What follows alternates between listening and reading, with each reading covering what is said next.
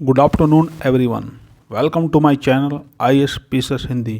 UP PCS एवं UP RO ARO 2024 के लिए हमने एक सीरीज चला रखी है जिसमें आज का लेक्चर एंसेंट हिस्ट्री से संबंधित होने वाला है, जिसमें हम प्राचीन भारत को एक क्विक रिवीजन के तरीके से देखेंगे।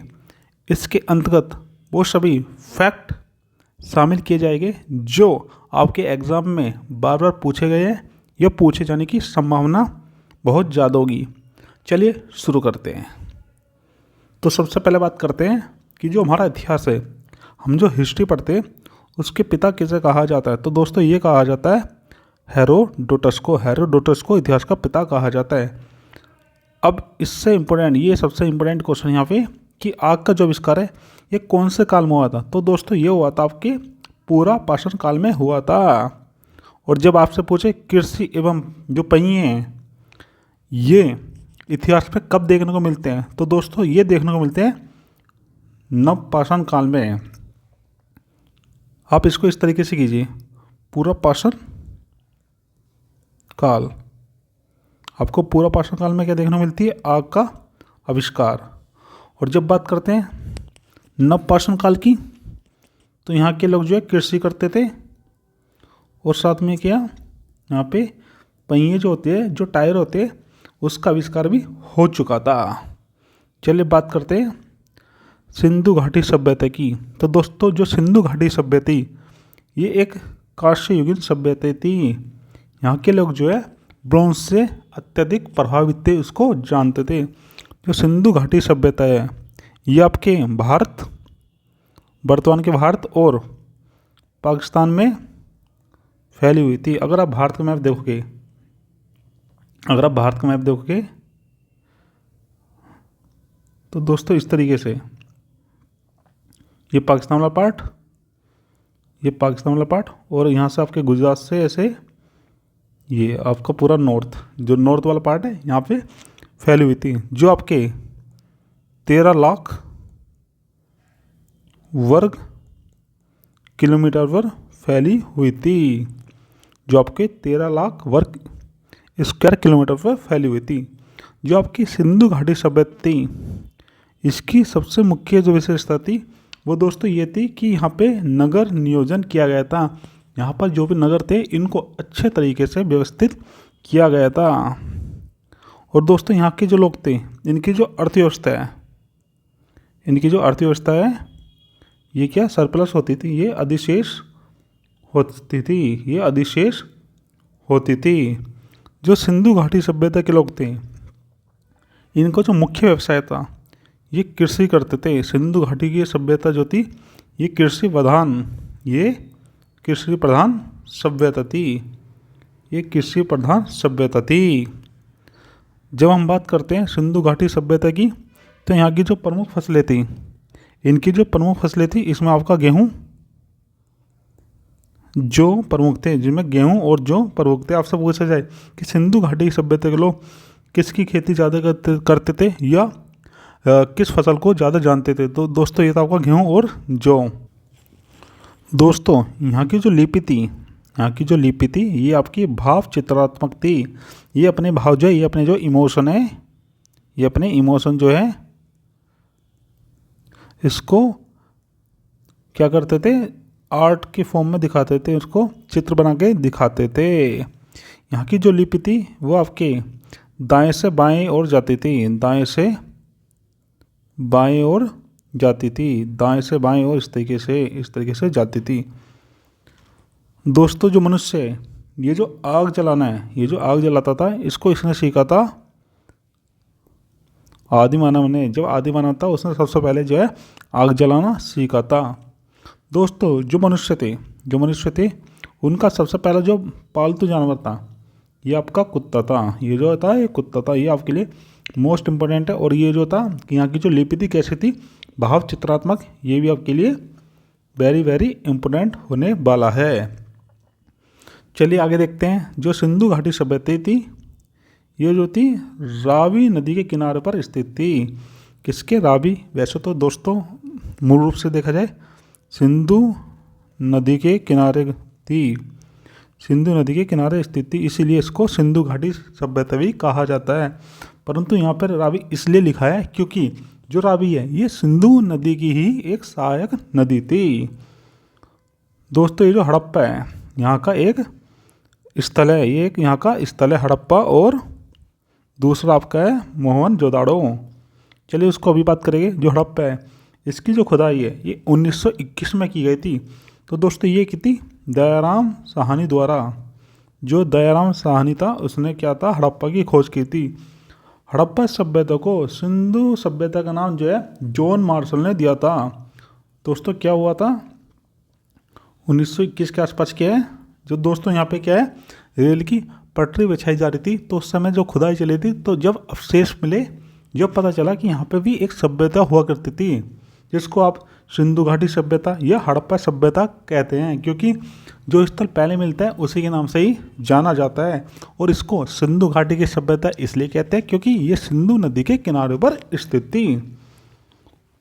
जो दोस्तों आपकी सिंधु घाटी सभ्यता थी, इसका जो क्षेत्रफल है, इसका जो एरिया है ये ट्राईएंगुलर था। ये इस तरीके से है, ये हो गया आपका पाकिस्तान, ये हो गया आपका जम्मू एंड कश्मीर, और इधर हो गया पश्चिम आपको हो गया, ये हो गया आपका मेरठ, ये हो गया आपका मेरठ। चलिए आगे देखते हैं। जो लोथल है ये सिंधु घाटी सभ्यता का एक प्रमुख बंदरगाह था। ये यहाँ का एक फेमस पोर्ट था जिससे हम विदेशों में भी एक्सपोर्ट इंपोर्ट करते थे, जो आपके गुजरात में स्थित है। ये आपके गुजरात में स्थित है लोथल। चलिए आगे देखते हैं। मोहनजोदाड़ो जो है सिंधु नदी के तट पर स्थित था। जो दोस्तों ये जगह है मोहनजोदाड़ो, इसका अर्थ होता है मृतकों का टीला। इसका अर्थ होता है मृतकों का टीला, मोहनजोदाड़ो का। जो मोहनजोदाड़ो है इसकी खोज की थी रखाल दास बैनर्जी ने, और ये खोज की थी 1922 में। 1922 में मोहनजोदाड़ो की खोज की थी रखाल दास बैनर्जी ने। ये भी आपके लिए इम्पोर्टेंट होने वाला है। मोहनजोदाड़ो का अर्थ होता है मृतकों का टीला। दोस्तों जो हमारा मोहनजोदाड़ो है, यहाँ से जो सबसे ज़्यादा फेमस है यहाँ का, एक तो ग्रेट बाथ, एक है ग्रेट बाथ, और दूसरा है यहाँ का ग्रेट कोल्ड स्टोरेज।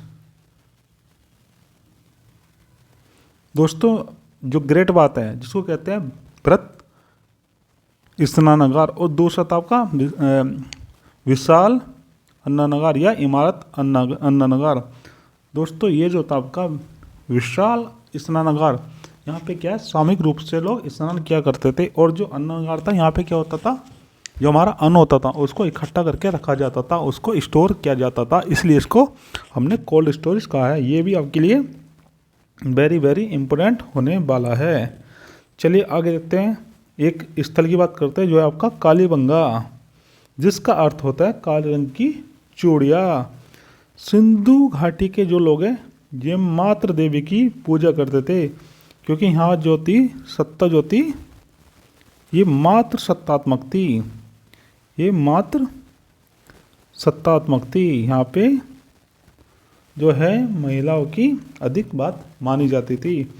दोस्तों यहाँ पे जो है आपको एक पशुपति शिव की भी मूर्ति देखने को मिलती है, जिसके बारे में हम आगे जिक्र करेंगे। सिंधु घाटी के जो लोग हैं इनके लिए सबसे पवित्र जो वृक्ष था वो पीपल था। ये भी आपके लिए वेरी इम्पोर्टेंट है।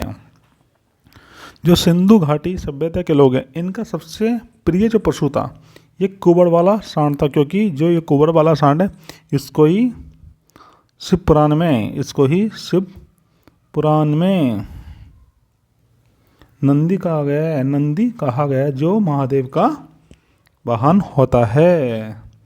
दोस्तों ये भी आपके लिए मोस्ट इम्पोर्टेंट है, क्योंकि आपसे पूछ लिया जाएगा कि सिंधु घाटी सभ्यता का सबसे प्रिय पशु कौन था, तो उसमें घोड़ा देंगे, इस तरीके से दे देंगे तो आप सोचोगे घोड़ा है, परंतु यहाँ तक जो है लोग घोड़े के बारे में नहीं जानते थे। जो हड़प्पा सभ्यता के लोग थे इनका जो प्रमुख खेल था ये था पासा, जिसको आज के टाइम में हम एक तरीके से लूडो भी कहते हैं। जो आज के समय का लूडो है उसको पासा हुआ करता था। चलिए अब आगे बढ़ते हैं। दोस्तों जो हमारे वेद हैं इनकी संख्या 4 है, जिसमें सबसे पुराना आपका ऋग्वेद, नंबर 2 पर आता है आपका सामवेद, और नंबर 3 पर आता है आपका यजुर्वेद, और जो सबसे अंत में आता है ये है अथर्ववेद। तो दोस्तों ये भी मोस्ट इंपॉर्टेंट है, क्योंकि पूछ लिया जाता है कि हमारे 4 वेद कौन कौन से हैं। तो इनमें सबसे पुराना ऋग्वेद है। ऋग्वेद में जो है 10 मंडल होते हैं और 1028 सूक्तियाँ हैं, जिसमें जो है आपके 10,580 मंत्र हैं। जो ऋग्वेद का 10वां मंडल है, इसमें क्या है आपको वर्ण व्यवस्था देखने को मिलती है। वर्ण व्यवस्था वही है जिसमें आपको बताया गया है कि ब्राह्मण, नंबर 2 क्षत्रिय, नंबर 3 वैश्य, और नंबर 4 शूद्र हो गए। यहाँ से ही आपको वन व्यवस्था, जाति प्रथा देखने को मिलती है। जो दोस्तों गायत्री मंत्र है ये ऋग्वेद के 3रे मंडल में है। तो दोस्तों कहाँ पे है? ये ऋग्वेद के 3रे मंडल में आपको देखने को मिलता है। जो ऋग्वेद है इसमें जो है सबसे पवित्र जो नदी है ये सरस्वती मानी गई है। तो दोस्तों कौन सी नदी सबसे पवित्र मानी गई है? सरस्वती नदी को सबसे ज़्यादा पवित्र माना गया है। जो हमारा ऋग्वेद है उसमें सबसे इम्पोर्टेंट जो देवता माना गया है ये इंद्र को माना गया है। इंद्र को ही हम पुरंदर भी कहते हैं, इंद्र को भी हम पुरंदर कहते हैं, जिसका अर्थ होता है किलों को तोड़ने वाला। ये फैक्ट आपके लिए मोस्ट इम्पोर्टेंट होने वाला है। सबसे पुरानी भारतीय दवा जो है आयुर्वेद है, जिसको बोला जाता है कि अथर्ववेद से लिया गया है। जो आपका आयुर्वेद है इसको अथर्ववेद से लिया गया है। भारतीय संगीत जो है, जो भारतीय संगीत है, जो इंडियन म्यूजिक है, जो हमारा म्यूजिक है, इसका जो है जन्म होता है सामवेद से। तो दोस्तों जो हमारा सामवेद है ये म्यूजिक के लिए जाना जाता है। सामवेद का जो प्रथम लेखक है ये आपका जैमिनी था। ये भी आपके लिए इम्पोर्टेंट होने वाला है। जो जैमिनी था ये आपके सामवेद का प्रथम लेखक माना जाता है। सबसे प्राचीन एवं प्रमाणित जो पुराण है इसको कहते हैं मत्स्य पुराण। जो आपकी मत्स्य पुराण है ये सबसे पुरानी मानी जाती है। हमारी 18 पुराण है, जिसमें सबसे इम्पोर्टेंट और सबसे पुरानी जो है मत्स्य पुराण को माना जाता है। मत्स्य पुराण में जो एक राजवंश की जानकारी मिलती है जिसका नाम है सातवाहन वंश। ये आपके लिए वेरी वेरी इम्पोर्टेंट होने वाला है, क्योंकि एग्ज़ाम में पूछ लिया जाता है कि ऐसा कौन सा पुराण है जिसमें सातवाहन वंश की हमें जानकारी देखने को मिलती है। चलिए अब आगे बात करते हैं।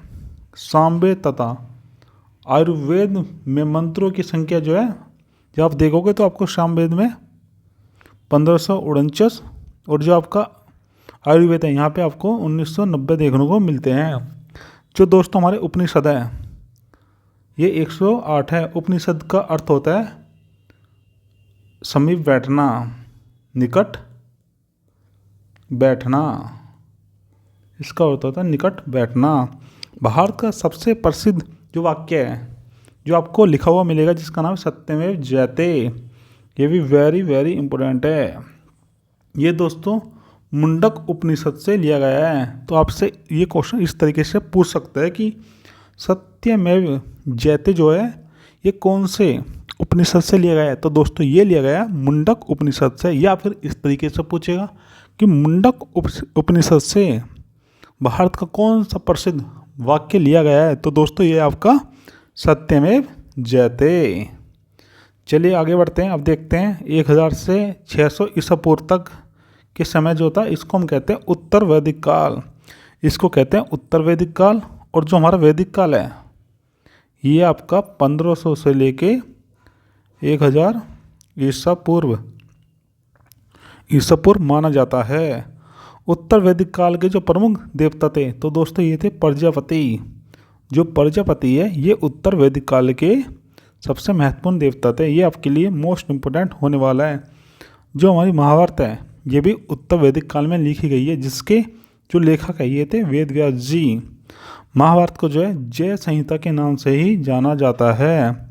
तो दोस्तों महाभारत में स्टार्टिंग में जो आपके 24,000 श्लोक थे, माफ़ कीजिएगा, स्टार्टिंग में 8,000 थे, फिर 24 हुए और फिर इसमें 1,00,000 श्लोक हो गए, इसलिए इसको महाभारत कहा जाने लगा।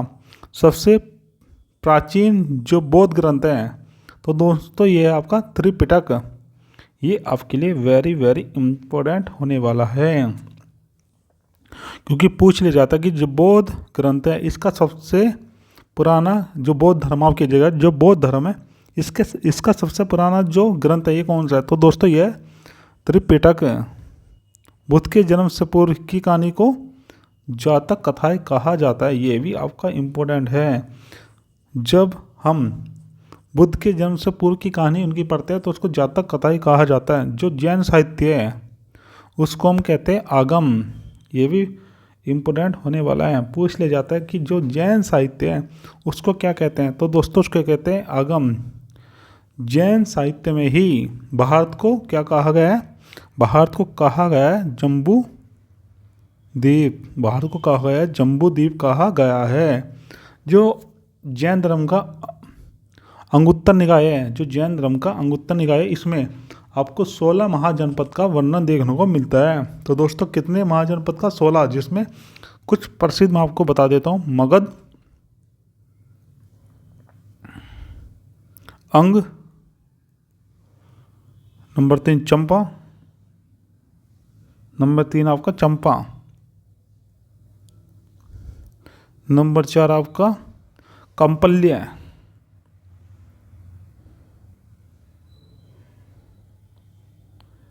नंबर 5 है आपका पंचाल, नंबर 6 विराट।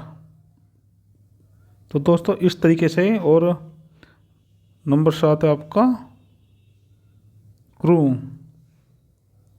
जो हस्तिनापुर में था। तो इस तरीके से 16 महाजनपद थे उस समय, जिसको कह सकते हैं कि 16 देश थे भारत के अंदर।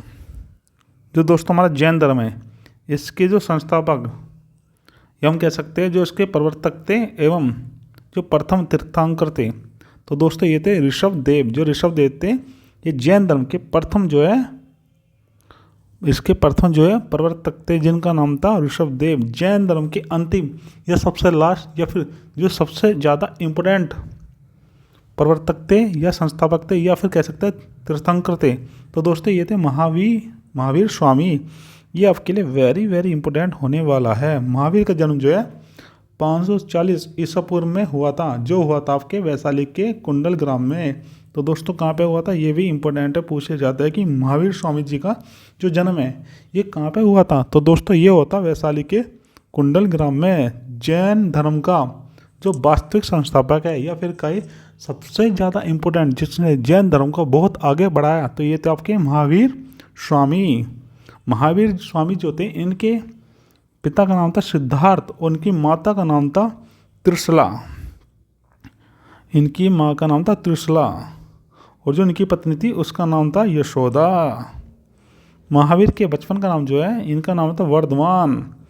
महावीर को ज्ञान की प्राप्ति जो है कहाँ पर ये हुई थी, ऋजुपालिका नदी के किनारे साल वृक्ष के नीचे। ये आपके लिए वेरी वेरी इंपॉर्टेंट होने वाला है, क्योंकि यहाँ से आपको 2 क्वेश्चन देखने को मिलते हैं। पहला ये कि महावीर स्वामी को जो ज्ञान की प्राप्ति हुई है वो कौन सी नदी के किनारे हुई थी, तो दोस्तों ये आपका ऋजुपालिका नदी। और दूसरा कि कौन से वृक्ष के नीचे बैठ गई थी, तो दोस्तों ये था साल वृक्ष। जैन धर्म का प्रारंभिक इतिहास जो है उसको कहते हैं कल्पसूत्र। जो इसका प्रारंभिक इतिहास है आपको कल्पसूत्र में देखने को मिलता है। ये आपके लिए वेरी इंपॉर्टेंट होने वाला है। जो हमारे ऋषभ देव थे, जो जैन धर्म के संस्थापक थे, जो जैन धर्म के संस्थापक थे, तो दोस्तों इनका जो प्रतीक चिन्ह था ये था सांड, और जो इनका था सांड। जो महावीर की पुत्री थी और जो उनके दामाद थे उनका नाम था, जो महावीर की पुत्री थी इनका नाम था प्रियदर्शनी, और जो इनके दामाद थे ये थे जमाली। इनके दामाद थे जमाली, जो इनके प्रथम अनुयायी बने थे। महावीर के प्रथम अनुयायी जो थे ये थे इनके दामाद, जिनका नाम था जमाली। ये भी इम्पोर्टेंट है। महावीर की जो प्रथम शिष्या थी इसका नाम था पद्मावती। ये भी मोस्ट इम्पोर्टेंट होने वाला है, क्योंकि पूछ लिया जाता है। और सबसे इम्पोर्टेंट क्वेश्चन जो आपके लिए वेरी वेरी इंपॉर्टेंट है, तो दोस्तों ये क्वेश्चन है कि जैन धर्म के प्रचार के लिए जो है कौन सी भाषा को अपनाया गया था? तो दोस्तों ये थी प्राकृत भाषा। जो ये भाषा थी, जो लैंग्वेज थी, ये थी प्राकृत लैंग्वेज। कल्पसूत्र को कौन सी लैंग्वेज में लिखा गया है? तो दोस्तों ये थी आपकी संस्कृत। ये भी आपके लिए इम्पोर्टेंट होने वाला है। जो कल्पसूत्र है उसको संस्कृत में लिखा गया था। महावीर के 11 शिष्य थे जिनको कहते थे गंधर्व। ये भी इम्पोर्टेंट होने वाला है, क्योंकि दोस्तों इस लेक्चर में मैंने वो सभी इम्पोर्टेंट क्वेश्चन लिए हैं, या तो एग्जाम में आएंगे या फिर अभी तक आ चुके हैं। तो इसलिए यहाँ पर सारे ही क्वेश्चन आपको मोस्ट इम्पोर्टेंट दिखने वाले हैं। तो दोस्तों यहाँ पे महावीर के जो 11 शिष्य थे, पहला क्वेश्चन ये कि कितने शिष्य थे? 11। दूसरा कि उनको क्या कहते थे? तो दोस्तों उनको कहते थे गंधर्व। जैन धर्म के 2 संप्रदाय थे, एक थे श्वेतांबर, एक थे दिवांगर। जो श्वेतांबर थे वो थे जो श्वेत वस्त्र पहनते थे, और जो आप दूसरे थे दिगंबर। ये दोस्तों वे थे जो नग्न अवस्था में रहते थे, जो वस्त्र नहीं पहनते थे। जैन धर्म के जो है त्रिरत्न है, ये आपके लिए मोस्ट इम्पोर्टेंट होने वाले, जिसमें पहला था आपका सम्यक दर्शन, दूसरा था सम्यक ज्ञान और तीसरा था सम्यक आचरण। तो दोस्तों जैन धर्म के त्रिरत्न कौन कौन थे? तो ये थे आपके सम्यक दर्शन, सम्यक ज्ञान और सम्यक आचरण। जैन धर्म का जो प्रतीक चिन्ह है तो दोस्तों यह है सिंह। तो दोस्तों क्या है? सिंह जो है जैन धर्म का प्रतीक चिन्ह है। जो महावीर स्वामी थे इनकी मृत्यु जो है 72 वर्ष की अवस्था में हुई थी। और दोस्तों ये कहाँ हुई थी? ये हुई थी पावापुरी में। ये भी आपके लिए मोस्ट इम्पोर्टेंट है कि जैन धर्म के जो संस्थापक थे या फिर जो महावीर स्वामी थे, इनकी मृत्यु कब हुई थी? आई मीन्स कहाँ पे हुई थी? तो दोस्तों ये हुई थी पावापुरी में। चलिए अब बात करते हैं आगे। प्रथम जैन सभा जो है ये पाटलिपुत्र में हुई थी, और दूसरी जैन सभा जो है ये वल्लभी में हुई थी। खजुराहो में जैन मंदिर का निर्माण है ये चंदेल शासकों द्वारा किया गया था। ये भी आपके लिए मोस्ट इम्पोर्टेंट होने वाला है, क्योंकि ऐसा पूछ ले जाता है कि खजुराहो में जो है जैन मंदिर, उनका निर्माण किसने कराया था? तो दोस्तों ये कराया था चंदेल शासकों ने। बौद्ध धर्म के जो संस्थापक थे इनका नाम था गौतम बुद्ध। गौतम बुद्ध का जन्म जो है ये 563 ईसा पूर्व में हुआ था। और दोस्तों ये हुआ था आपके लुम्बिनी में। कहाँ पे हुआ था? लुम्बिनी में हुआ था। ये इंपॉर्टेंट है, पूछा जाता है कि गौतम बुद्ध का जो है जन्म कहाँ पे हुआ था? तो दोस्तों ये हुआ था लुम्बिनी में। गौतम बुद्ध के पिता का नाम शुद्धोधन था, और माता का नाम इनकी था महामाया, और इनकी पत्नी थी, इसका नाम था यशोधरा। और जो इनका एक पुत्र था राहुल, जिसको बाद में इन्होंने श्रीलंका भेजा था। चलिए आगे देखते हैं। जो भगवान बुद्ध थे इनका लालन पोषण जो है इनकी मौसी ने किया था, जिसका नाम था प्रजापति गोमती, माफ कीजिएगा गौतमी, जिनका नाम था प्रजापति गौतमी। बुद्ध के जो है बचपन का नाम था सिद्धार्थ, इनके बचपन का नाम सिद्धार्थ था। बुद्ध के गृह की घटना को जब भगवान बुद्ध ने अपना गृह त्याग किया था उसको कहा जाता है महाविनिष्क्रमण। ये आपके लिए वेरी वेरी इम्पोर्टेंट होने वाला है। गौतम बुद्ध ने जब घर छोड़ा था, जब अपने घर को त्याग दिया था, इस घटना को कहा जाता है महाविनिष्क्रमण। गौतम बुद्ध को ज्ञान की प्राप्ति जो है निरंजना नदी के किनारे हुए थे, और ये जो हुई थी उनको पीपल के वृक्ष के नीचे हुई थी। ये भी आपके लिए वेरी वेरी इंपॉर्टेंट है। यहाँ पे आपको कंफ्यूज कर सकता है कि जो गौतम बुद्ध है इनको ज्ञान की प्राप्ति हुई थी ऋजु पालिका नदी के किनारे, निरंजना नदी के किनारे, इस तरीके से देगा। तो अब याद रखना ऋजु पालिका जो नदी है यहाँ पे केवल और केवल महावीर स्वामी को हुई थी, और जो गौतम बुद्ध है इनको जो है निरंजना नदी के तट पर हुई थी। और जो वृक्ष था इनका है पीपल वृक्ष, और जो महावीर स्वामी का था उनका था साल का वृक्ष। ज्ञान की घटना को क्या कहा जाता है? निर्वाण। ये भी आपके लिए इम्पोर्टेंट होने वाला है। बौद्ध धर्म में जब भगवान गौतम बुद्ध को ज्ञान की प्राप्ति हुई थी तो उस घटना को निर्वाण कहा जाता है। बुद्ध ने अपना प्रथम उपदेश जो है सारनाथ में दिया था। ये भी वेरी इंपॉर्टेंट है। बुद्ध द्वारा दिया गया प्रथम उपदेश कहा गया धर्म चक्र परिवर्तन। ये आपके लिए वेरी वेरी इंपॉर्टेंट है, ये आपके लिए वेरी वेरी इंपॉर्टेंट है। जब गौतम बुद्ध ने अपना प्रथम उपदेश दिया था तो उसको कहा गया धर्म चक्र परिवर्तन। बुद्ध के जन्म का जो प्रतीक है ये है कमल, और जो ज्ञान का प्रतीक है ये है पीपल। गौतम बुद्ध के जो प्रथम गुरु थे ये थे अलार कलाम। ये भी आपके लिए इम्पोर्टेंट है, पूछ लिया जाता है कि गौतम बुद्ध के जो है प्रथम गुरु कौन थे। तो दोस्तों ये थे अलार कलाम। बौद्ध धर्म के जो त्रिरत्न है इसमें बुद्ध, धर्म और संघ आता है। ये आपके लिए वेरी वेरी इंपॉर्टेंट है। गौतम बुद्ध की जो मृत्यु है ये हुई थी कुशीनगर में। कहाँ पे मृत्यु हुई थी? कुशीनगर में इनकी मृत्यु हुई थी। जिस दिन इनकी मृत्यु हुई थी उस घटना को कहा जाता है महापरिनिर्वाण। ये आपके लिए वेरी वेरी इंपॉर्टेंट है। जिस दिन माफ कीजिएगा गौतम बुद्ध की मृत्यु होती है उसको कहा जाता है महापरिनिर्वाण, उसको कहा जाता है महापरिनिर्वाण। पाटलिपुत्र की जो नगर है इसकी स्थापना की थी उदयन ने।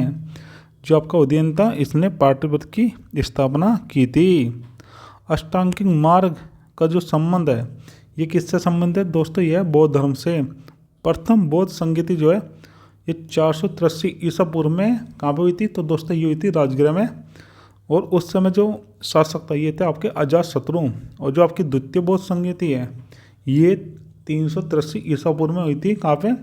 तो दोस्तों ये हुई थी वैशाली में। और इस समय जो शासक थे ये थे आपके कालाशोक। तो दोस्तों ये थे आपके कालाशोक थे। चलिए आगे बढ़ते हैं। ये तो दोस्तों आपके कालाशोक, एक मिनट की, चलिए आगे बढ़ते हैं। जो तृतीय बौद्ध संगीति है तो दोस्तों ये पाटलिपुत्र में हुई थी 251 ईसा पूर्व में। इस समय जो शासक थे ये थे अशोक।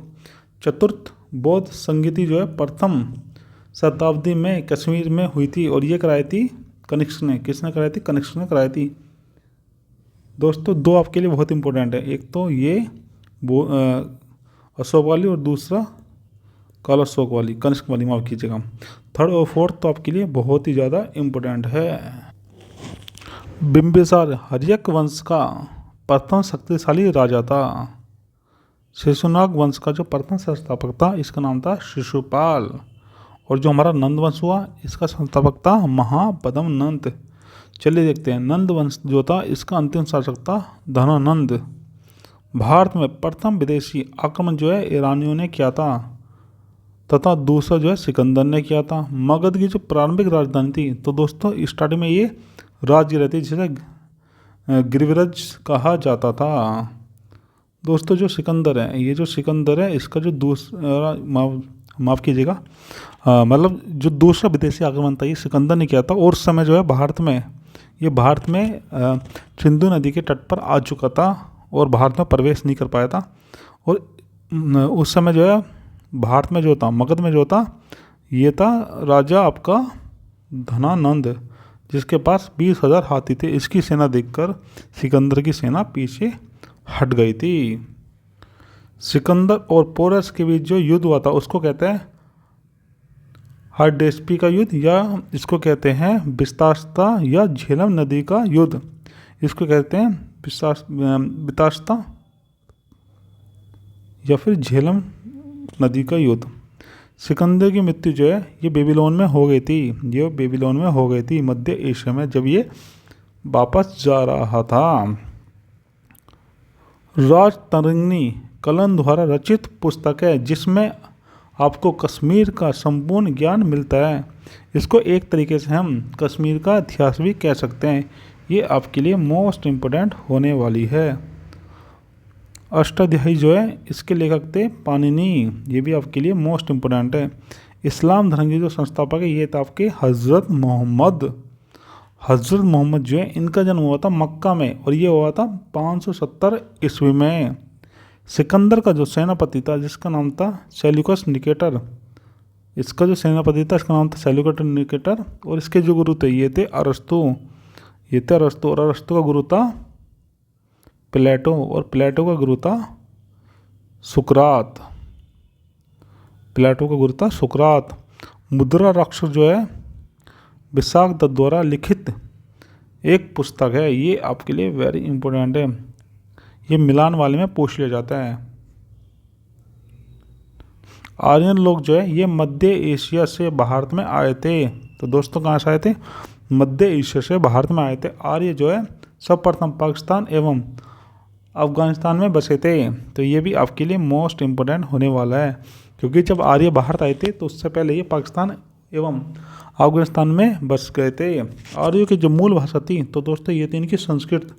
जो आर्य थे इनकी मूल भाषा जो है संस्कृत थी। ये आपके लिए इम्पोर्टेंट होने वाला है। मूर्ति पूजा का जो प्रारंभ है ये आपको उत्तर वैदिक काल में देखने को मिलता है। इस्लाम जगत में जो खलीफा है इसको समाप्त करने वाला जो शासक था इसका नाम था मुस्तफ़ा कमाल पाशा। तो दोस्तों ये भी आपके लिए इम्पोर्टेंट होने वाला है कि इस्लाम जगत में जो है खलीफा का पद हुआ करता था वो किसने समाप्त किया था? तो दोस्तों ये किया था आपके मुस्तफ़ा कमाल पाशा ने। चलिए देखते हैं मौर्य वंश। मौर्य वंश के जो संस्थापक है इनका नाम था चंद्रगुप्त मौर्य, जिनका जन्म जो है 345 ईसा पूर्व में हुआ था। चंद्रगुप्त मौर्य जो है धनानंद को पराजित कर मौर्य वंश की नींव डाली थी। तो दोस्तों ये भी इम्पोर्टेंट होने वाला है कि जो आपका चंद्रगुप्त मौर्य थे या फिर मौर्य वंश की स्थापना जो है किसको हराकर हुई? तो दोस्तों ये हुई थी धनानंद को हराकर। अर्थशास्त्र जो है ये एक राजनीति संबंधी पुस्तक है, ना कि अर्थव्यवस्था संबंधित, जिसको लिखा है चाणक्य ने। चाणक्य जो है ये चंद्रगुप्त मौर्य के राजगुरु थे। ये यहाँ के राजगुरु थे। चंद्रगुप्त मौर्य को हम माफ कीजिएगा चाणक्य को हम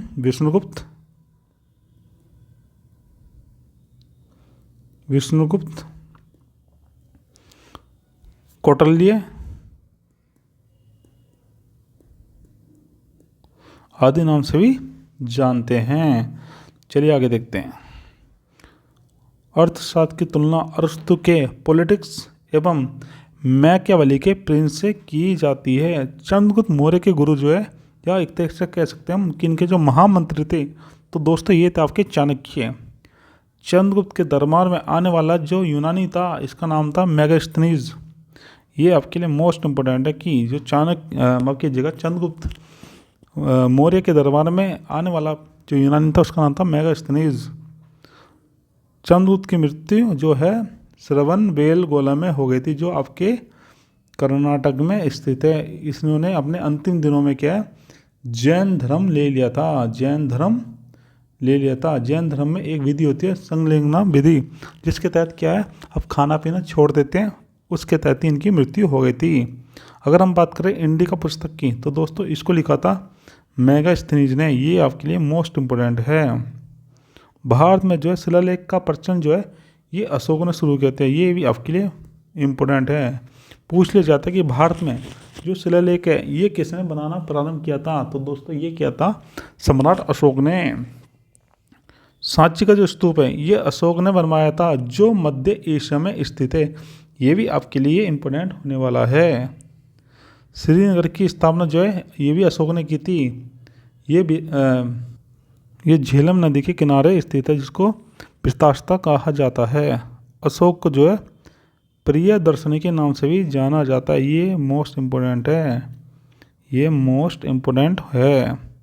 अशोक ने बौद्ध धर्म के प्रचार के लिए अपने पुत्र जिसका नाम था महेंद्र और इनकी जो पुत्री थी संघमित्रा, इन दोनों को इन्होंने श्रीलंका भेजा था। ये भी आपके लिए इम्पोर्टेंट होने वाला है। पूछ लिया जाता है कि जो अशोक था उसने बौद्ध धर्म के लिए अपना बेटे और बेटी जिसका नाम महेंद्र और एवं संघमित्रा था उनको कहाँ भेजा था? तो दोस्तों इन्होंने भेजा था श्रीलंका। अशोक के जो अभिलेख हैं इनको सर्वप्रथम जो रीड किया था ये क्या था जेंट्स प्रिंसिप ने। किसने किया था? जेंट्स प्रिंसिप ने। ये भी वेरी इंपॉर्टेंट फैक्ट है। चलिए आगे देखते हैं। अशोक के कुल शिलालेखों की संख्या कितनी है? तो दोस्तों ये है 14। कलिंग युद्ध के बाद अशोक ने धम्म स्वीकार कर लिया था। धम्म मीन्स शांति का रास्ता अपना लिया था, जो बौद्ध धर्म से संबंधित है। इन्होंने क्या करा, जब कलिंग युद्ध हुआ उसमें इन्होंने नरसंहार कर दिया, जिसकी वजह से इनका हृदय परिवर्तन हो गया और फिर इसके बाद इन्होंने बौद्ध धर्म को ग्रहण कर लिया था। मौर्य वंश जो है इसका अंतिम शासक जो है तो दोस्तों ये थे बृहद्रथ। शुंग वंश का जो संस्थापक है ये थे पुष्य माफ कीजिएगा पुष्यमित्र शुंग। ये थे पुष्यमित्र शुंग। ये सिंह नहीं है, ये शुंग है, ये शुंग है, ठीक है। पुष्यमित्र शुंग थे शुंग वंश के अंतिम संस्थापक। शक वंश का जो प्रारंभ है ये किया था तनिष्क ने।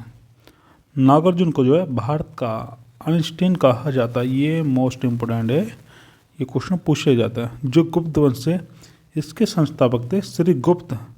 भारतीय इतिहास में गुप्त काल को स्वर्ण काल के नाम से जाना जाता है, ये वेरी वेरी इंपॉर्टेंट है, पूछ लिया जाता है कि भारतीय इतिहास में ऐसा कौन सा काल है जिसको गोल्डन एरा के नाम से जाना जाता है। तो दोस्तों ये आपका गुप्त काल। नालंदा विश्वविद्यालय की जो स्थापना है ये की थी कुमार गुप्त ने। तो दोस्तों किसने की थी? कुमार गुप्त ने की थी, जो आपके बिहार में स्थित है, जो आपके बिहार में स्थित है। चीनी यात्री हुएनसांग हर्षवर्धन के शासनकाल में भारत आया था। तो दोस्तों ये भी मोस्ट इम्पोर्टेंट क्वेश्चन है, पूछ लिया जाता है कि जो चीनी यात्री थे हुएनसांग, जब वो भारत आए थे तो भारत में उनका स्वागत किसने किया था, या फिर भारत में उस समय शासनकाल किसका था? तो दोस्तों ये था हर्षवर्धन का। जो हर्षवर्धन है इसके दरबारी कवि का नाम था बाणभट्ट। दोस्तों क्या नाम था? बाणभट्ट था। पल्लव वंश का संस्थापक था सिंह विष्णु। इंपॉर्टेंट क्वेश्चन है। राष्ट्रकूट वंश का संस्थापक था दंती दुर्ग। विक्रमशिला विश्वविद्यालय की स्थापना जो है धर्मपाल ने की थी। तो दोस्तों ये पाल वंश से संबंधित है, जिसने क्या है विक्रमशिला विश्वविद्यालय की स्थापना की थी।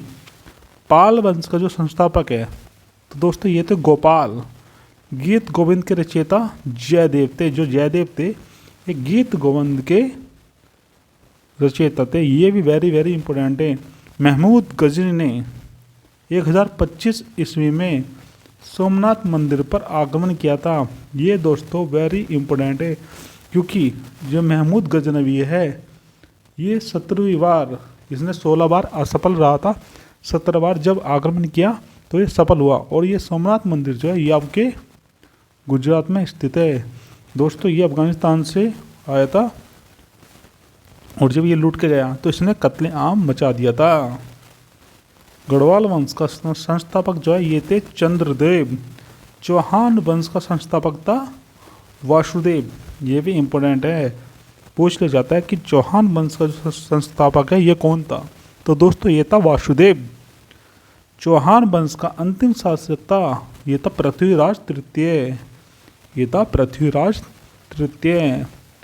दोस्तों जो तराइन का प्रथम युद्ध हुआ था 1191 में, ये हुआ था पृथ्वीराज तृतीय और मोहम्मद गोरी के बीच, जिसमें क्या है पृथ्वीराज की विजय हुई थी।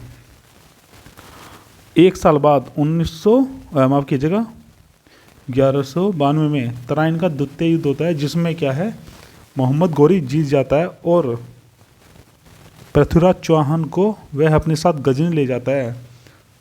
दोस्तों जो तराइन का द्वितीय युद्ध होता है इसमें जो है मोहम्मद गोरी की हेल्प की थी जयचंद ने की थी, जो संगीता का पिता था। और ये वही है जो पृथ्वीराज चौहान की प्रेमिका थी जिनसे उन्होंने शादी की थी। पृथ्वीराज रासों के रचयिता ये थे चंद्रवद दाई। तो दोस्तों जो पृथ्वीराज रासो है इसके जो लेखक थे इनका नाम था चंद्रवरदाई, जो पृथ्वीराज चौहान के राज दरबारी कवि थे। खजुराहो के मंदिर का निर्माण जो है चंदेल राजाओं ने कराया था। ये भी बहुत इंपॉर्टेंट क्वेश्चन है। मौर्य साम्राज्य में प्रचलित जो मुद्रा था उसका नाम पन था। ये भी इंपॉर्टेंट है, पूछ लिया जाता है कि जो मौर्य साम्राज्य था उसमें जो करेंसी थी वो कौन सी होती है? तो दोस्तों ये थी पन। चलिए आगे देखते हैं। बिंबिसार ने मगध की राजधानी को क्या बना दिया था? तो दोस्तों ये थी आपकी राजगृह। जब बिंबिसार शासक था तो उस समय जो राजधानी थी ये थी राजगृह। योग दर्शन तथा संत दर्शन के जो प्रवर्तक है, तो दोस्तों योग दर्शन के तो आपके पतंजलि है, और जो संत दर्शन है इसके है आपके कपिल मुनि। जो कपिल मुनि है ये आपके संत दर्शन के है। न्याय दर्शन, जो न्याय दर्शन है इसके जो प्रवर्तक है, तो दोस्तों ये थे गौतम, और जो मीमांसा दर्शन है इसके थे जैमिनी। नागार्जुन जो है शून्यवाद के प्रतिपादक है, ये आपके लिए इम्पोर्टेंट होने वाला है। मदुराई स्थित मीनाक्षी मंदिर का निर्माण जो है मथुरा नरेश तिरुमलाई नायक ने कराया था, ये भी आपके लिए मोस्ट इम्पोर्टेंट होने वाला है कि जो मदुराई में मीनाक्षी मंदिर स्थित है इसका निर्माण कराया था मथुरा नरेश तिरुमलाई नायक ने। कोणार्क के सूर्य मंदिर का निर्माण जो है ये कराया था नरसिंह देव प्रथम ने, ये भी आपके लिए मोस्ट इम्पोर्टेंट होने वाला है। तंजौर में बृहदेश्वर मंदिर का निर्माण जो है राजा राज वन ने कराया था, ये भी आपके लिए वेरी इंपॉर्टेंट है क्योंकि ये क्वेश्चन बार बार पूछा जाता है। चलिए आगे देखते हैं। माउंट आबू पर्वत पर स्थित जो जैन धर्म का प्रसिद्ध मंदिर है जिसका नाम है दिलवाड़ा, तो दोस्तों इसका निर्माण कराया था भीम प्रथम के संत माफ कीजिए के जो सामंत थे विमल, इसने कराया था। कभी कभी इतना डीपली पूछ लिया जाता है, वैसे तो ये पूछा जाता है कि किसने कराया था, तो दोस्तों यहाँ पे आता आपका भीम प्रथम ने माउंट आबू पर दिलवाड़ा का प्रसिद्ध जैन मंदिर बनवाया था। आचार्य विट्ठल नाथ ने अष्ट छाप की स्थापना की थी, तो ये भी आपके लिए इम्पोर्टेंट है कि जो अष्ट छाप है इसका निर्माण कराया था, इसकी स्थापना कराई थी विट्ठल नाथ ने। वल्लभाचार्य ने पुष्टि मार्ग के दर्शन की स्थापना की थी, तो दोस्तों कौन से दर्शन की स्थापना की थी? पुष्टि मार्ग की। रामानुज विशिष्ट द्वैत सिद्धांत के प्रतिपादक थे, ये भी आपके लिए मोस्ट इम्पोर्टेंट होने वाला है। तो दोस्तों इसी के साथ आज हमने प्राचीन भारत का इतिहास बहुत कम समय में एक क्विक रिवीजन कर लिया है। आई होप आपको वीडियो अच्छी लगी हो। अगर आपको वीडियो अच्छी लगी हो तो प्लीज़ चैनल को सब्सक्राइब कीजिए, वीडियो को लाइक कीजिए, कमेंट कीजिए और अपने दोस्तों को शेयर कीजिए। वीडियो देखने के लिए थैंक यू।